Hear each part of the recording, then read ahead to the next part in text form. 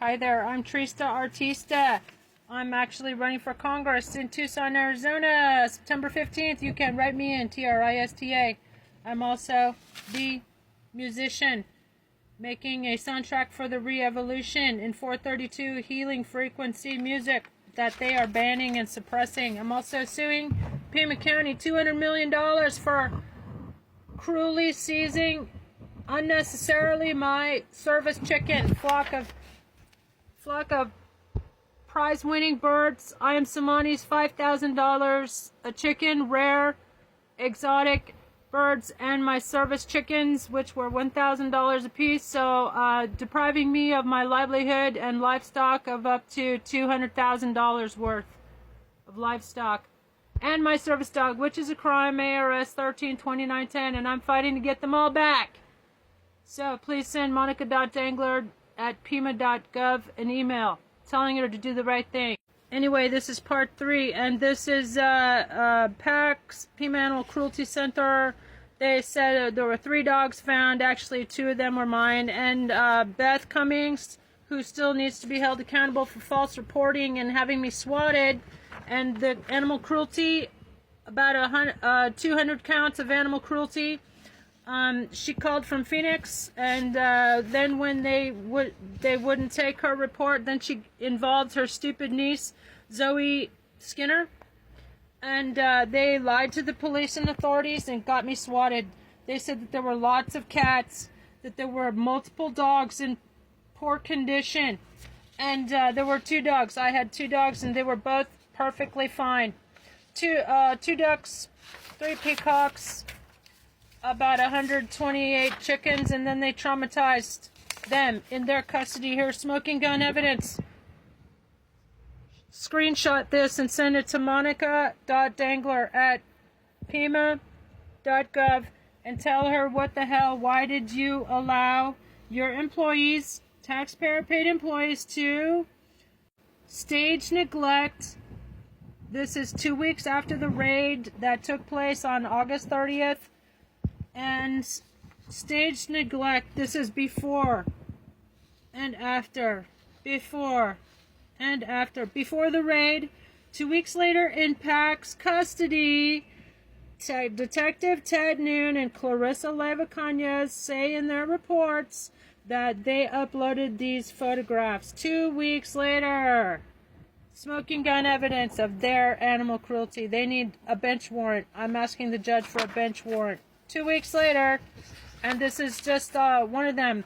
By the way, they came after a series of storms, and then blamed the muddy conditions and said that there were feces everywhere. Ridiculous. They said that because of poor sanitation, that there was they didn't have access to potable water, which is ridiculous. A false and misleading statement, false reporting, ARS 132907.01, false reporting that there was not, they did not have access to potable water. All the water that comes from the hose is potable. They said that there was little to no food. There was food literally in all of their cages and enclosures and all around the grounds, because they're free range. Most of them were free range. They were freely moving around my gardens. I'm an award-winning ethnobotanist, and I grow. This is before the raids. As you can see, like they said that there was little inadequate, improper ventilation. They're living in the outdoors. Duh. Another false and misleading statement from PAC's Clarissa. Here is a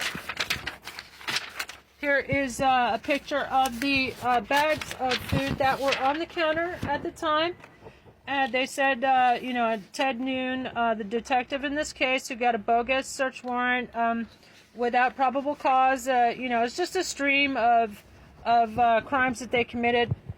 Anyway, here's a chick starter. There was, even in Clarissa's and Teddy's report, that she describes food that was in their enclosures, like with the geese. Anyway, this is from their own University of Arizona report saying that it was the bird was in fair body condition and thin, but not emaciated. They're like changed. They changed the reports. It said not thin, but not emaciated, the original report. And whereas Clarissa said that they were approximately all emaciated and had parasites, but provided absolutely no proof. Here's my poor Dr. Baker. It is a crime to interfere with a service dog. ARS 13-2910. It's also animal cruelty, and I'm pressing charges. Look how you can barely see. You can barely identify him. That's my service dog. And they tried to make it seem like he's emaciated. No, he's not freaking emaciated. He was perfectly fine until you guys came along. Look, here's the picture Pac took of Dr. Baker when he was seized cruelly interfering with a service dog, which is a crime. ARS 13-2910. Look at there, look how beautifully healthy he looks. Perfect specimen of health, perfect health. Look at the picture that they submitted to try to get me locked up. They tried to get me put away in prison with felony charges of animal cruelty and neglect. They staged it. By the way, here are 2 letters from real doctors, unlike Diaper Donald, that Dr. Baker is and was my service dog, and therefore it is intentional infliction of emotional distress to deprive me of my ADA qualified service dog. And if you have a service dog and or a disability, you need to speak up so I can help you help us. Send a quick email to monica.dangler@pima.gov. Tell her to return Trish the service dog. It is an outrage to deprive anybody of their service dog. It is a crime and cruelty to animals and the owner. And welcome to take any screenshots of monica.dangler@pima.gov's employees falsifying their reports, which is a crime. ARS 13-2907.01. Here is a letter of support from the original owner of many of the birds. They put down a hen without my Samani hen, $5,000 Samani hen without my consent, which is cruelty to animals. ARS 13-2910. And this is Marty saying that I had been given this hen when she had recovered. She was laying eggs, so she was perfectly healthy. They put down her name was Chili Girl, and they also put down this is a poor baby girl.